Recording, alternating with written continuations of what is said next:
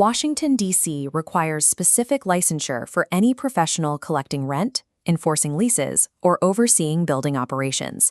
To do this legally, you must pass the district's specialized property manager exam. We are going to map out the knowledge required to pass. We've broken down the District of Columbia Real Estate Commission's requirements into a 4-part study roadmap. Before you can sit for the test, the district has 4 non-negotiable prerequisites. You must be at least 18 years old, hold a high school diploma or its equivalent, demonstrate English proficiency, and have a clean real estate license history for the past 3 years. Once those 4 requirements are met, you are ready to transition from general knowledge to district-certified expertise. Domain 1 focuses on the management plan. This section tests your understanding of foundational property operations and ethical standards. You need to know how properties lose value over time.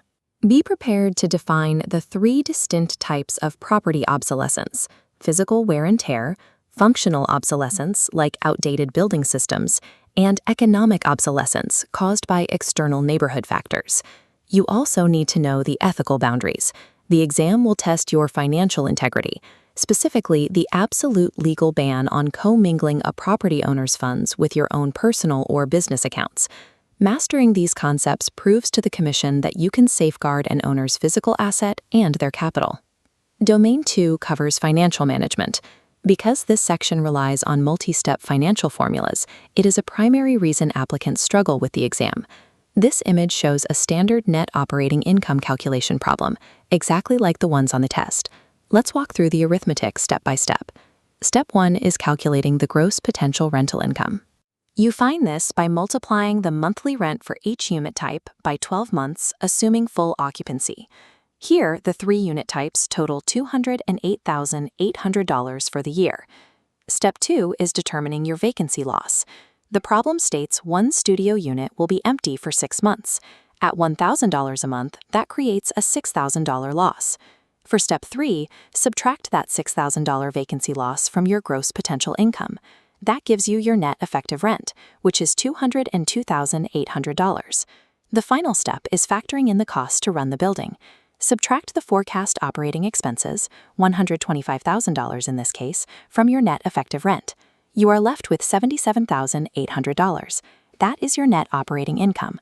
When you treat the financial portion as a simple sequence of calculations, this domain becomes highly predictable.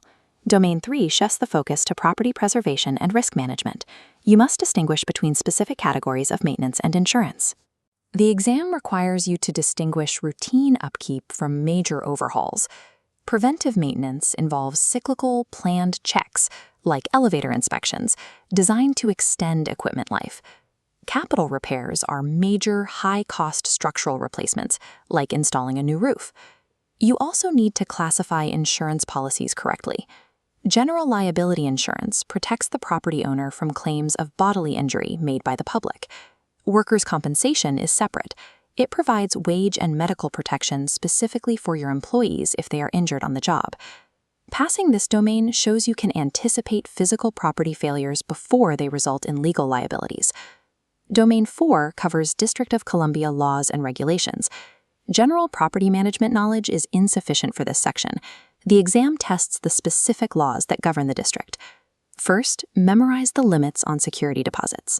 Under D.C. law, the maximum amount you can charge a tenant for a deposit is the equivalent of 1 full month's rent. Once you collect those funds, you have 30 days to place them into an interest-bearing escrow account located in a financial institution within the District of Columbia. When a tenant moves out, a new clock starts. You have exactly 45 days to return the security deposit and any accrued interest to the tenant. Next, you need to understand TOPA, the Tenant Opportunity to Purchase Act. Under TOPA, before an owner can sell a tenant-occupied rental property, they are legally required to provide the current tenants with an official offer of sale, giving them the first right to purchase the property. You must also know the rules for certificates of occupancy. These are required for new building construction or a change in use, but individual apartment units do not require their own certificates. Mastering these localized tenant protections and operational limits separates certified D.C. professionals from those without specialized training. With the 4 testing domains mapped out, You are equipped to schedule your exam through PSI, the testing vendor specified by the DC Real Estate Commission. Once you pass the test, be aware of the post-exam timeline. You have a 6-month window from your test date to submit your official license application. To complete the process, you must pay a $65 application fee and a $170 license fee, bringing your final financial requirement to $235. Following this domain roadmap is the final requirement to begin a legally compliant property management career in the nation's capital. The link below provides access to the complete District of Columbia study guide.